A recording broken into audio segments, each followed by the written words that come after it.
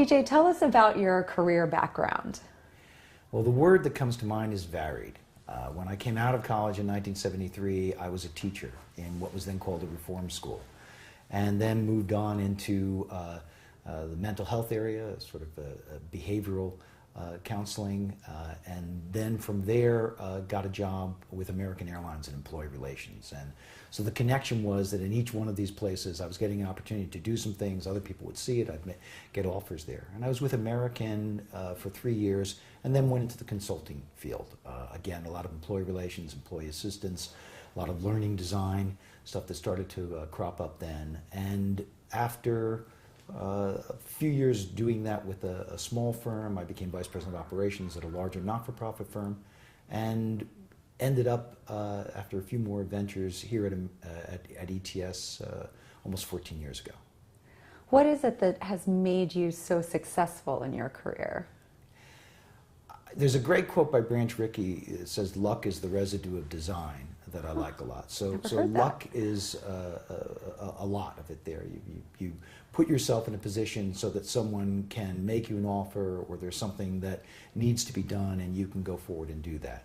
I think part of the design is not my design, but my family. I come from a large Irish Catholic family with parents who were just terrific in inculcating in us certain values of work as hard as you can, and things are going to work out. Learn as much as you can, and that'll be a great advantage for you there. So I think those things counted a great deal. And then I've been lucky with the family that I've had. I've been married to the same woman for 32 years. I've got 3 great kids. And so I think your career depends a great deal upon the support that you get from your family and friends. But I also think that individually, I've been really curious. So I'll see something and I'll think, well, why does that happen? And that will lead me to reading something or talking to someone there. And so I think that's served me very well in my career, is to have that kind of curiosity. What role have mentors played in your life and in your career? Enormous, enormous. I mean, starting with my eldest brother, with whom I wrote the book Decision DNA, there, having someone who had gone before me into the world of work, world of organizations there. He's served as a really inspiring and influential mentor for me there. But within each job, I've had the luck to work for people who've taken an interest in what I'm doing there. So, and many times it's been someone who's come from a very different background.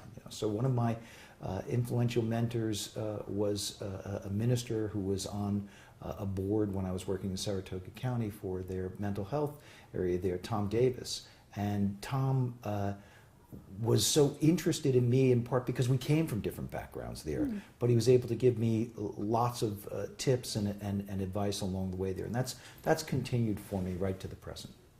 What has been the biggest challenge that you faced in your career, and how did you face it and overcome that? I think the biggest challenge in my career is myself. I think that for a lot of us is getting to that point of understanding how you need to govern yourself and your own impulses as you're moving through there, so that you need to slow down, you need to think about what the consequences are going to be for something. You need to really be present in the moment and not trying to be doing 5 or 6 things at the same time. I think you probably would have to talk to my current boss and my wife as to whether I've overcome it, but I think where I've made some progress in it is really trying to focus on being transparent with others as to what I'm trying to do, and being interested in what their interests are in a particular situation, and then seeing how I can serve their interests in whatever it is that I'm doing. And that then ends up creating relationships where there are lots of opportunities to add value for the person, for yourself, for the organization. So tell us about the history of ETS and what your organization does.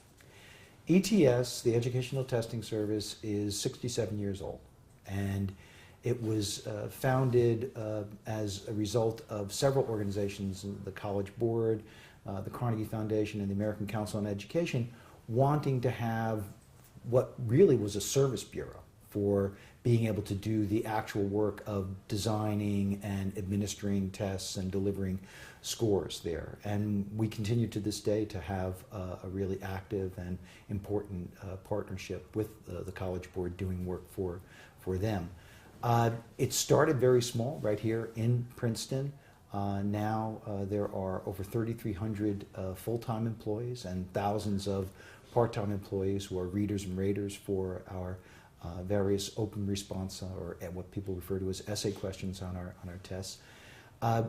While it started with this notion of wanting to make claims about who would succeed in higher education, that idea of educational measurement being something that could help people to have more opportunities spread to other areas. So our largest test right now is actually in the English language assessment area there. We have two tests there. The test of English of International Communication, which is used by a number of businesses, and the test of English for foreign language as a foreign language, which is the test that people use to get into graduate school. We also have the graduate record exam, which is increasing its use with business schools, but has always been very popular in getting into other graduate schools. Large amount of work that we do in the student and teacher assessment areas for various states or bodies there. And more recently, we've been looking at how can we help people to make claims around entering the workforce or help employers to figure out who the best people are going to be for particular jobs. What do you think are the most important elements of your position as CLO and VP of Strategic Workforce Solutions?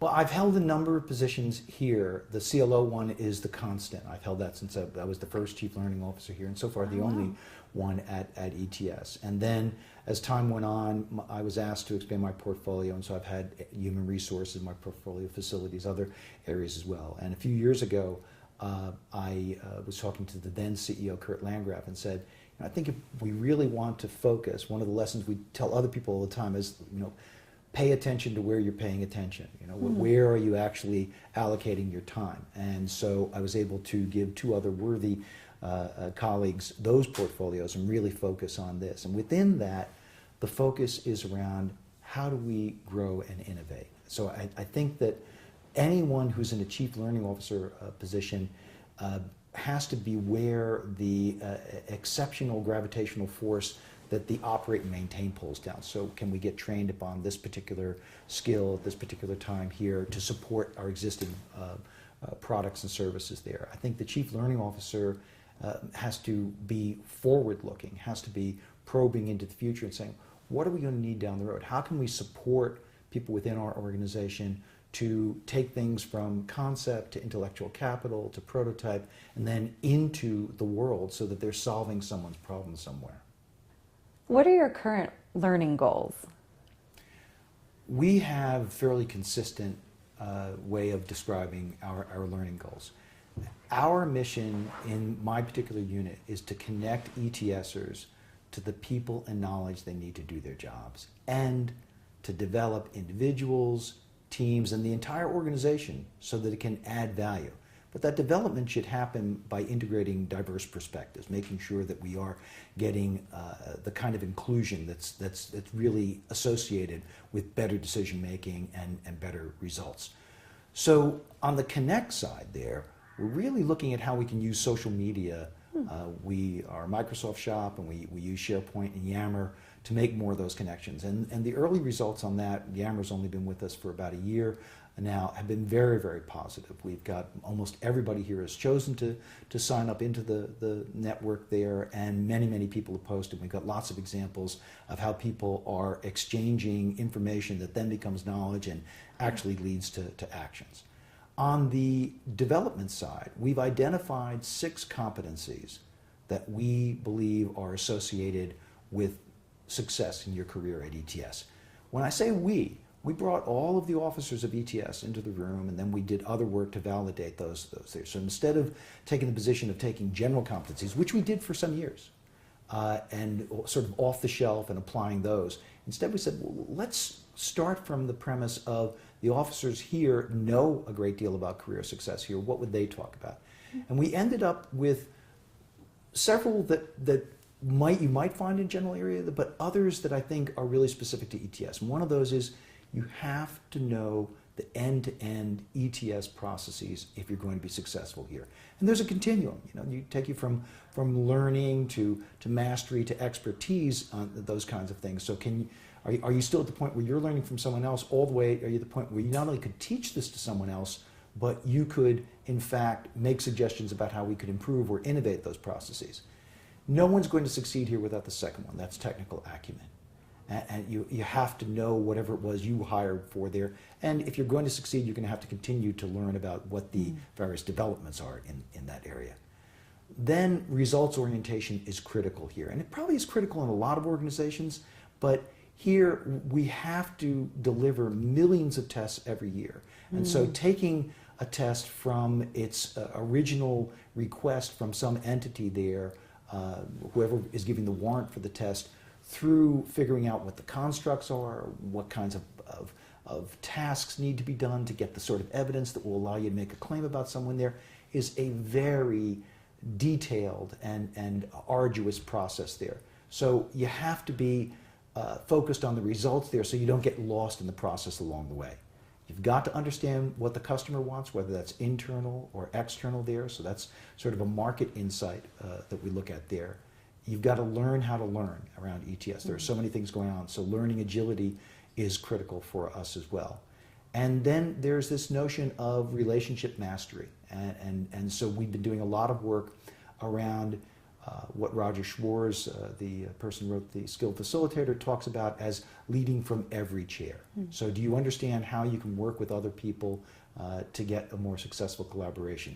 So those are the things that really define our work. There are lots of instances of particular projects, but we find that having that as our overarching statement allows us to make those things cohere. How do you measure and assess the outcomes of your learning goals? Well, there are at least three ways that we do that. So when we're taking on a learning project there, we use gap analysis, and we go back to the work that the Robinsons did on gap analysis that's really well known in the human performance area there. And so we're asking, is this in fact something that learning is going to make a difference on in the first place? And is this something that really is going to matter if you were to solve it as well? So though, you have to ask those questions before you even get into designing and implementing something. So let's assume that it is. Well, then you know something from that gap analysis of there were particular performances that should be at this level and they're not. So did those performances rise in some way? Did you close the gap in some way?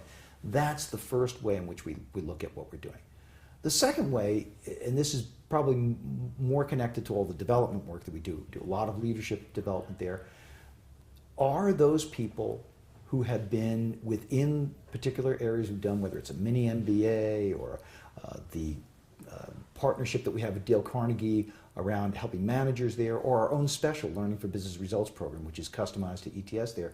Have they moved up in the organization? Have they been given greater accountability? Have they succeeded? I think the third way is demand. If you're not getting people signing up for a session that you've offered before, you really need to take a look at that and say, well, okay, what's going on? If you're getting more people signing up for it and the word of mouth is strong, that's important as well. We're not big on smile sheets. We think that they are delivered too early and too simply. What I mean by that is that I don't think anybody can tell what the value is of a learning experience as they're walking out the door. I think that takes months for them to sort of determine, did I actually transfer what was there in terms of what the activities brought forth for me. How do you develop your learning plans or a learning plan for individuals, organizations? How does that work? Let me start with the organization. So we have cascading goals here, and we use a balanced scorecard approach, as Kaplan and Norton have articulated that. And so we know what the goals of the organization are. We work with the Chief Strategy Officer, Scott Weaver, to be able to understand what's going to need to happen from a connection and development stance. Once we've done that, Then we try to separate them into what we call the big rocks. And so we want to be clear that we don't have more than 7, and ideally no more than 5 big rocks. I mean, what are big pieces that we're going to do there? And so we identify these and we validate them with folks from outside of our unit. We have a Chief Learning Officer Council where we bring folks in and make sure that we're not missing something. We may be looking at these things too closely from a learning perspective and missing something from the business side in that regard. So we might say, well, we want to have a development program that actually brings people into using our learning management system more often and taking more control over their own learning in that regard. That allows us to focus our attention in a place where we're going to get the most value from what we actually exert. Because otherwise you can end up getting request after request after request, and it doesn't really add up to something significant there. Everybody's satisfied who got those requests met there, but it doesn't add up to it there. So we set them out organizationally in that way. Individually, as I mentioned, we use a learning management system here. We've got this plan around the 6 ETS competencies. We call them the ETS Success 6. And we're asking people to not only say, where am I in the continuum there, but to invite others to comment, not just their manager. We've got set up through SharePoint where they can go in and invite 2 other people besides their manager to comment. So that then leads to a conversation of, okay, so let me triangulate. I thought I was here, you think I'm here, you think I'm here. What do I need to focus on here? It would be a mistake for anyone to say, well, I'm going to work on getting all 6 of these and move them across from learning to proficiency to mastery in 1 year. It's not going to happen. It's not likely there. So we ask people to choose, and then we offer them an array of ways in which they can do that. A lot of learning is informal, and so part of what we're asking people to do is to consider how they can use the activities that exist within their own job right now to gain more learning there. And that means having a more reflective attitude there. How do I stop and sort of consider, what did I think was going to happen doing that activity? Is there anything that happened differently? Do I need to change how I would approach this the next time here? And so a lot of learning occurs in that way. And that needs to connect to that learning plan. How does this change how I think about market insight, service orientation? How does this change how I think about relationship mastery? Is there anything I would have done differently in terms of how I had worked with folks there? Do I need something more here? Do I now realize, boy, I really need to get a hold of a negotiation course? Or in terms of end-to-end work here, I really don't understand. I came in from another industry. I don't understand how assessments are built here. I've got to go into all of the videos. We have hundreds of hours of videos of experts here talking about how the various systems work here. And some of those have been assembled into specific e-learning courses. So that's the way in which we operate. What percentage of your budget here, which this may be a very different question for you at ETS, but what percentage of your budget is dedicated to learning and development? Well, it's an interesting question, because I think that if you just take a look at what our budget is, it's about 1% of the overall ETS budget is associated with that. But at an organization like ETS, there are so many other services and activities that are going on in that regard there that's actually significantly higher than that 1%. And I think that's probably true in a lot of organizations, but it's especially true here because we have the greatest concentration of educational measurement scientists in the world here. Wow. And so we're constantly drawing upon them to talk about the work that they're doing, to explain some of the basic concepts again for folks there. That's not coming out of our budget. That's coming out of the goodness of their hearts to participate and make time available for doing that. Then you've got about 700 people in the assessment development division here. And those folks are all experts in their particular subjects there. And so they're helping people through mentoring programs here to gain more expertise. So for instance, the person who is the expert in biology and has been doing this for a long time and understands how you can create a test that could accurately, validly, and reliably make a claim about what someone knows about some particular area of biology there. Well, they're working with other people who know biology, but they haven't worked at this long. So there's a lot of learning that's going on in that regard as well. So it's looking at what the budget covers, and I'm always willing to take a larger budget, is a little bit misleading at ETS. How do you manage your learning organization here in terms of content and delivery? Well, we have in recent years done a tremendous amount of work around looking at how can we present content in such a way that someone can access it when they want to. And so asynchronous transmission or reception of information is really important to us here. I'm very lucky in that regard. There's a library that's been at ETS for a number of years called the Brigham Library, and it exists in part because it needs to keep records of educational measurement there. But it's a full-service library and belongs to the Interlibrary Association, so we can gather materials from other libraries there. But why that's an advantage for us is because librarians understand how to organize knowledge so that people can find it easily. And so I've got a small staff of librarians who are absolutely wonderful at saying, what's the content that we need to know? I'll tell you the specific project they're working on right now. We have people who are program managers. So the person who runs our graduate record exam would be the senior program manager for graduate record exam there. Well, they learn a lot of things over the years. So what they're doing is they're codifying what does this person know. They're doing it through interviews. They're doing it through taking a look at various manuals that have been created over time in terms of that. And they're putting this in what is going to be called a program manager book of knowledge. We're borrowing a page out of project managers in using that phrase there. So that's one way in which you can organize the content there. But then you get into specific learning goals. So we have a number of technological systems here. Testing has become a highly technological activity there. Many of our tests are delivered online. The scores are delivered online. The registration is online there. Well, to be able to take information that's input in the middle of China and move it over so that it can be looked at by statisticians here and scored by raters there, and then move that so that it can appear on a score report that someone gets on a screen somewhere, involves a lot of technological systems. So that's where there are specific instructional aims of we need to have someone understand how the systems work together, and that leads to specific face-to-face courses, but increasingly a lot of e-learning courses that we have. We're also pulling down material from other vendors that are more general there. So we work with Rutgers a great deal in offering a mini MBA. We've offered some other courses from them there. I mentioned Dale Carnegie before, taking some of their work, and then because we're action learning oriented, so all of the work that we do here, we want people to be using material from their actual jobs to do that. So we do almost no pure classroom learning here. If someone's going to come in and learn something here, it's going to be associated with something they're trying to get done in their job.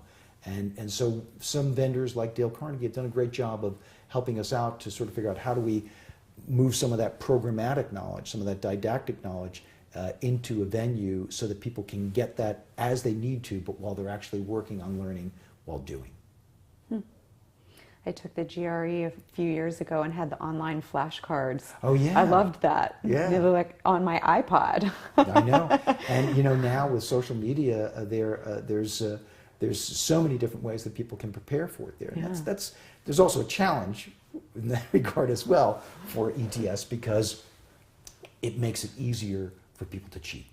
Really? Well, I mean, if you went in the morning and took the GRE and you memorized several of the questions, and then you're putting that out there and you know, hoping people do that, huh? Oh, absolutely. Oh, wow. Absolutely, yeah. We have done a very good job of preventing that, and there are a lot of technologies that we're working with right now. We work with pupilometrics so that people can't send somebody else in to take the exam. So it's based upon, you know, when you registered, we took a picture of your pupils, and pupils are as good as fingerprints. Somebody can't fake that when we go. So it's become very challenging, but we've got a terrific staff here working on that. That's fascinating. How can CLOs continue to stay relevant in the future? It's a great question because I think that organizational structures can be a little faddish, and so you can get various titles added to the C-suite, and people who are CLOs owe a lot to GE, and Steve Kerr, who was the first, as far as I can tell, named Chief Learning Officer there. And so I think you look towards, well, what did Steve Kerr do to stay relevant, or what are other CLOs doing to stay relevant? And it seems to me that they are making sure that they understand what the company is trying to achieve and that their efforts are aligned with what the company is trying to achieve. So they really have to be in strategy conversations. They have to understand the strategy of the organization. And if they don't understand the strategy of the organization, if they fall back into a stance of, well, I'm really only about the learning and development there, they will not succeed, in my view. I think they have to be provocative as well. I think they have to take a look at where they see certain assumptions about how people develop, or what kinds of competencies are needed, or even whether those competencies exist within the organization, and they need to push back against that. So if the organization is looking to grow and innovate, the CLO needs to have honest conversations with senior officers about what the current composition of the workforce looks like and what it might need to look like in the future if that growth and innovation is going to occur. So being a respectful and productive provocateur, I think, is a role for CLOs if they want to stay relevant. They've got to read people with whom they disagree. And this is advice we give to all executives here at ETS. Don't get caught in what Eric Dane calls cognitive entrenchment, where you're so entrenched in your own expertise that you don't look out to the right and the left as to what is going on in other areas, and you don't look out at people who have a different opinion of what should be done. So it's very important to read at least equally those people who have different opinions about what the CLO should be doing or what's going on within the particular opportunity space in which your organization is working, what business models make sense there, as it is to read those people who are really comfortable to read because they agree with your views. Confirmation bias is very dangerous for a CLO. What advice do you have for someone who's starting out in the industry, starting out as a learning leader? Well, the advice that I do get asked this question by folks, and that's gratifying at this point here. It's a little difficult to sort of think, well, is there general advice that you can give there? Because each situation may be particular. But in so much as there is general advice, I urge people not to care about the position or the money, but instead to care about the opportunity. Who do you get to work with? What do you get to do in that particular job there? Are you going to be an adjunct to the organization, or is the work that you're going to do in learning integral to the success of that organization?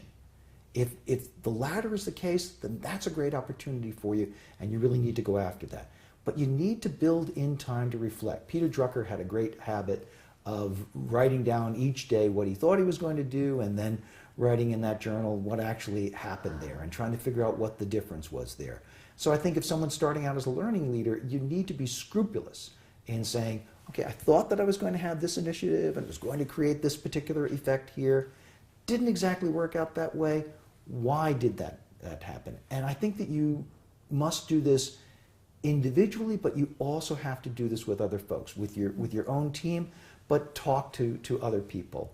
Marshall Goldsmith has a great tool we use around here called Feed Forward. And I know that when I'd started here as CLO, I would go at the end of each year to the CFO, to the Chief Operating Officer, to the Vice President of Research and Development, and I would say, what do I need to be doing more of? What do I need to be doing less of? And what do I need to start doing that I'm not doing at all now? And those conversations were very rich. They weren't always comfortable because you'd like to think that you've got these things all handled here. And your immediate reaction might be, well, I think that person's saying that because of some political interest, or they don't understand the situation. And no, you have to go back and listen and reflect on what's being said there. As human beings, we have a tendency to immediately download old behaviors and old assumptions about where people are coming from. And so part of my advice would be, you have to be present. You have to really be present in talking to other people and hearing what they think of what you're doing so far. What has been the biggest change recently in the education or learning industry? Oh, that's a great question, because I think there have been a lot of changes, but I think the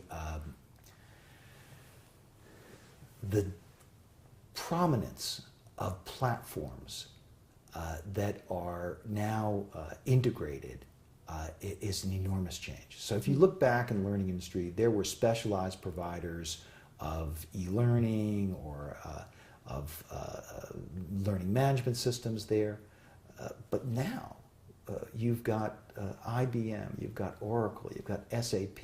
You have other players as well, but they're presenting a suite to organizations allows for the use of data analytics to then come into the learning arena in a way that has not been possible heretofore.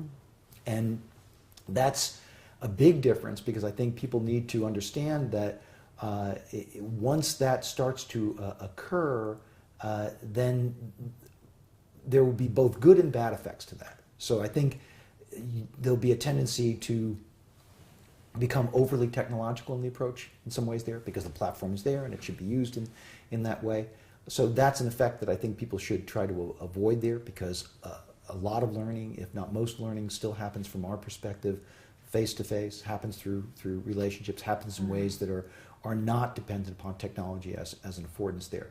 But the good thing about it there is that we can stop these artificial splits of saying, well, this over here is analysis about retention of individuals, or this is analysis here about how happy people were on the employee opinion survey, and that's not connected to this over here on what we're trying to do on the learning side. So I think there's an opportunity for some really useful synergies, but that has not played out all the way yet. I think that LinkedIn's acquisition of lynda.com is very, very interesting. In that, is LinkedIn now going to say, outside of the boundaries of an organization, well, you seem to have these interests here, why don't you take this lynda.com course in this way here, and then present to an employer, by the way, we're certifying that this person has taken this particular course, they've gained this particular skill here. We'll see how it works out. It's early days, but I think it's intriguing. How do you personally lead differently in the midst of a crisis?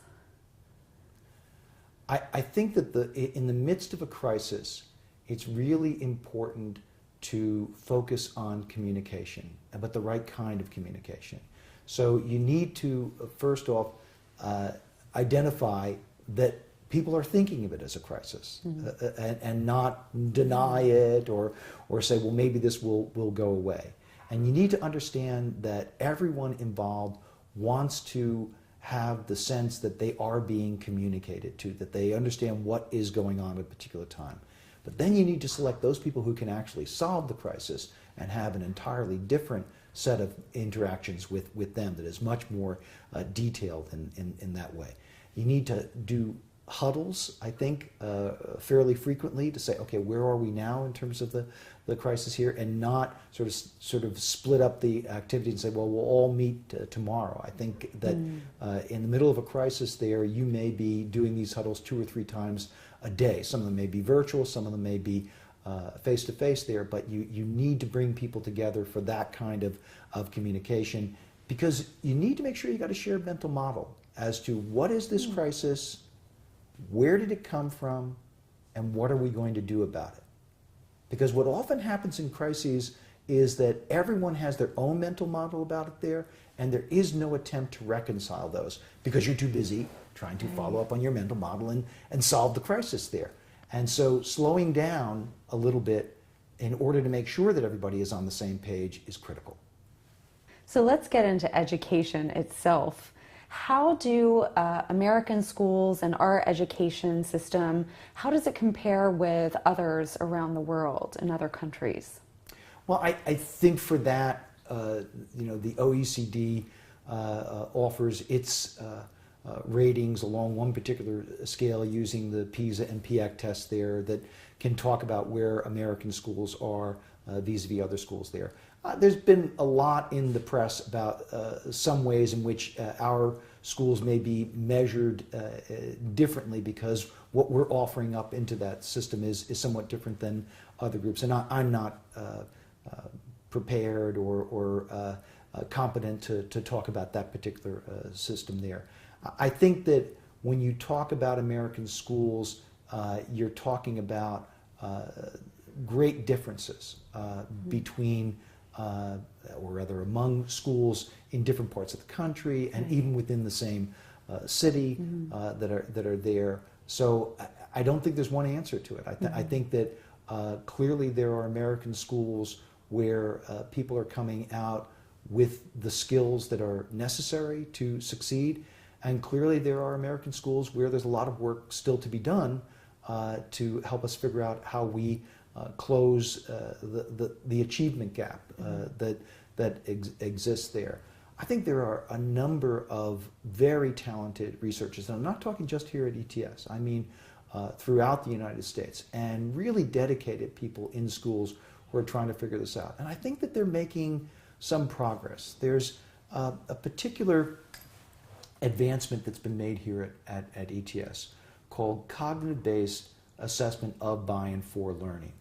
And what that does is to try and take a look at what are the learning progressions and how could you measure where someone was in mastering a particular learning progression so that you could feed them, their teacher, and their family information about where they are. And so here's what you need to do next. So I think educational measurement is helping to give people more tools in this regard. But it's difficult, you know. It's like the pit crew dilemma of, you know, how are you going to get the wheels off of this car and the oil change and get it back in the race at the same time there, because, you know, the school year moves on, kids get older there. I think the other area, James Heckman out of Chicago has talked a great deal about this, is putting more resources into early childhood. And I'm just echoing a number of people in saying that, is that if we can put more resources to helping people to develop in the first 3 years of life, that makes a huge difference in how they're going to perform in the educational world. Are students prepared to enter college? Well, again, I can't answer that question other than to say, obviously, some students are prepared to enter college because they do well. We live here in Princeton, and we see people who are very well prepared to do that. I think I would turn the question around a little bit and say, are colleges prepared to help students succeed in what they're trying to do? And I think that colleges are very serious about trying to figure that out as to what they're attempting to offer to students in that regard. What makes a great teacher? Oh, that's a wonderful question, and one that I've pondered a lot, because not only because I had teachers that I considered to be great, but because when I first came out of college, I was so far from being a great teacher.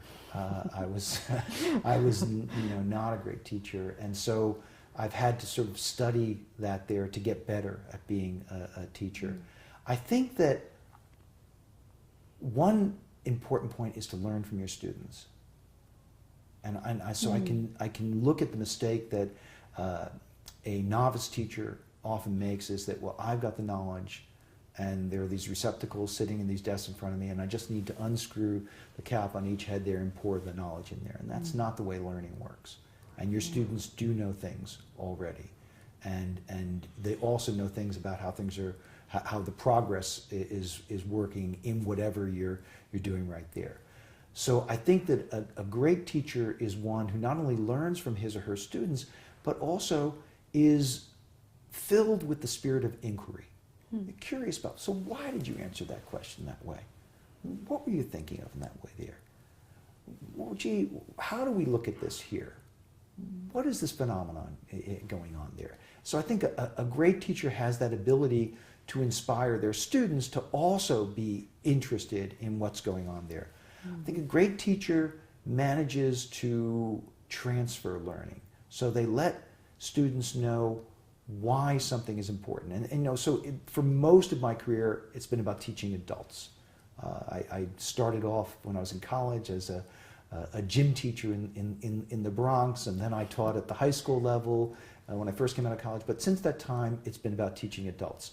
And so this is particularly true of teachers of adults there, is that you have to allow the adults to design their own learning. You have to show them what's the value to them of that learning there. Mm-hmm. And you've got to talk about, so what are you going to do with this? How is this going to work here? And you've got to find some way to have a feedback loop so that you understand, how did that work for them? They had this theory about how they were going to use what they learned there. How did that operate for them there? But I think a great teacher also needs enormous reserves of patience, and to really be willing to be present in the room while people are learning is an important characteristic. How do you define a learning organization today?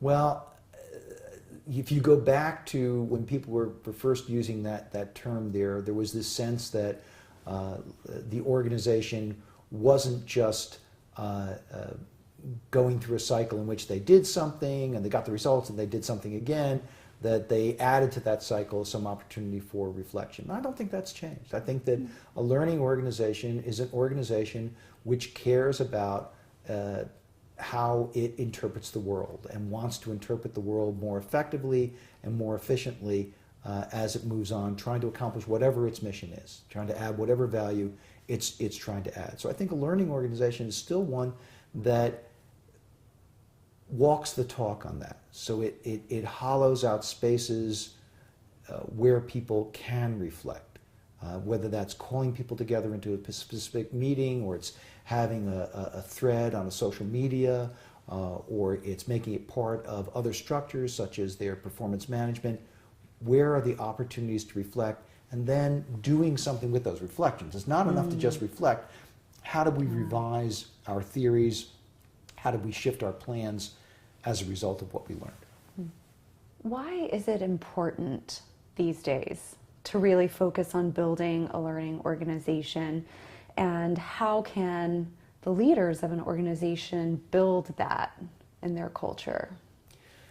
It's important because if learning is about interpreting the world more effectively, and the world keeps changing so rapidly, then learning's the biggest boost that you have towards being successful. Mm-hmm.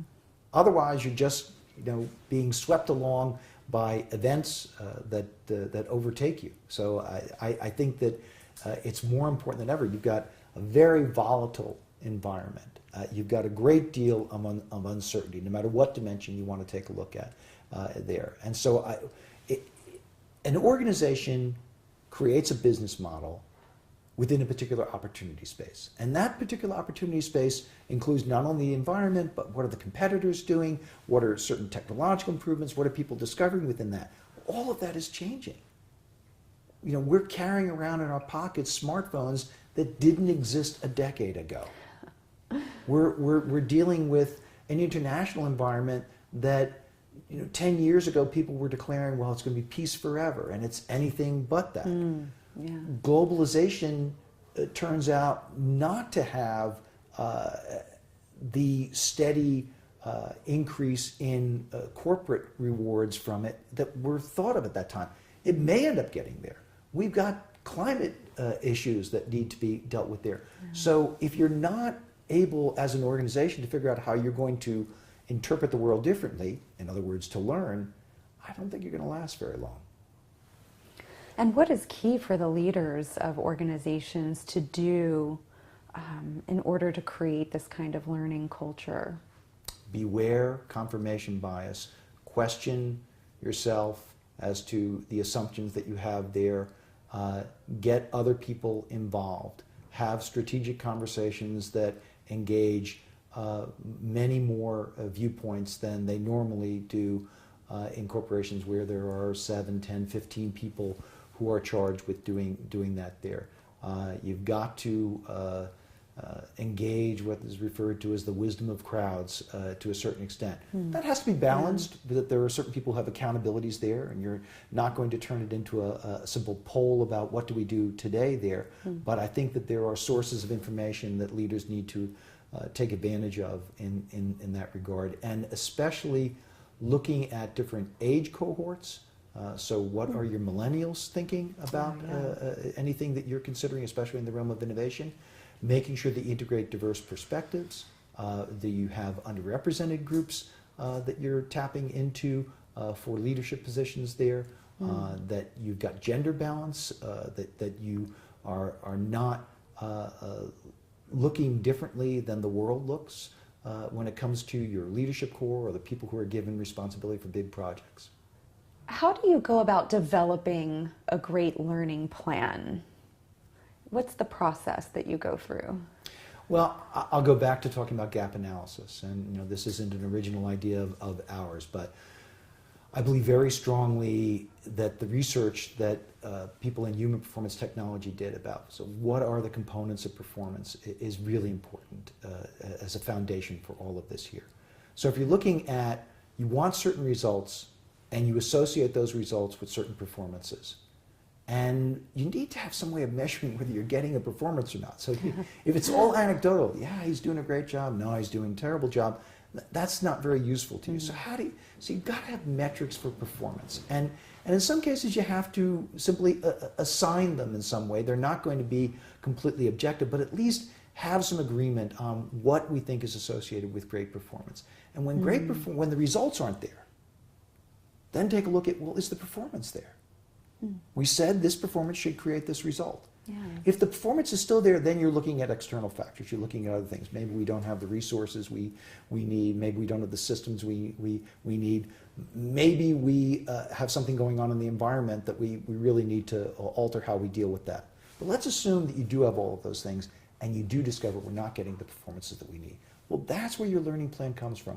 What specifically are you going to focus upon in trying to bring the performance up there? What do you think that if somebody had this knowledge or they had this skill that you would get a better performance? One of the things you then encounter is, gee, did we put the wrong person in the job? And that's very difficult because almost everybody I've ever come across as manager has been invested in the success of their folks. And everyone I've ever come across as an employee comes to work wanting to do something good. I never came across somebody who said, oh, let me see how I can screw up today at work. It doesn't happen. But in some cases, people end up in a job where they don't have the competencies, or the job has shifted because of those external forces there. And then you've got to make a decision, am I going to be able to bring this person up to the necessary level, a good enough level in doing that job there? Or do I need to make a shift? And that's a difficult decision because making the shift is going to cost you money. It's going to create downtime for you in doing things there. So you're sort of in, as my brother John and I wrote one time, you're in the warm body thing. It would be better to have a warm body or no body in doing that particular work there. But that's the crux of it, is understand what performances are associated with what results. That's difficult to do because folks often say, well, I know enough about that. I really don't want to spend the time going into that there. We can just trust that this person will do this here. But you've got to, if you're in the learning organization, to press people to articulate to you what are the details of that performance and how do you know it's associated with that result. What do you think is the most effective learning method? Classroom, online, face-to-face, casual, formal? Yeah, I'll bet when you get this answers to this question, it depends is often at the top of it there, and I'm going to have to join that crew. But I will say this about learning methods: the notion that there are learning styles has not been supported by the research. In fact, some of that research was done here at ETS. And we weren't trying to prove that there weren't learning styles. In fact, we were wondering if we couldn't assess learning styles in that regard. So that's still, at best, an open question, and at worst, a dead end that you're not going to do. But there's no doubt about it that there are learning preferences. And so that some people say, well, just give me the book, leave me alone, and I'll come back to you and ask you some questions. And other people say, I'm not interested in the book at all. Can I look over your shoulder? And still others will say, if I can get a formal class, that's what I do really, really well in that regard there. I think that the best learning method is one that takes a look at how learning actually occurs for a particular individual. And I've been very influenced by Gagne and Briggs' events of instruction. So for me, when I'm looking at instructional design there, I'm saying, well, what does this person already know about it here? How am I going to connect their previous knowledge to what we're talking about today here? How am I going to give them practice after I've given them some initial information here that's going to be meaningful, that's going to provide both of us feedback so that I know what to do next in this instruction, and I can use a lot of different things. I may say, well, read this book or take this course, and they can know what they want to do next there. And then how am I going to be able to talk about how they transfer this to the outside world? So the best learning method for me is one that is based in some sort of learning theory, whether it's instructional design and the events of instruction, or it's Vygotsky's scaffolding, or whatever learning theory you want to there. The best learning method is one that's grounded in theory.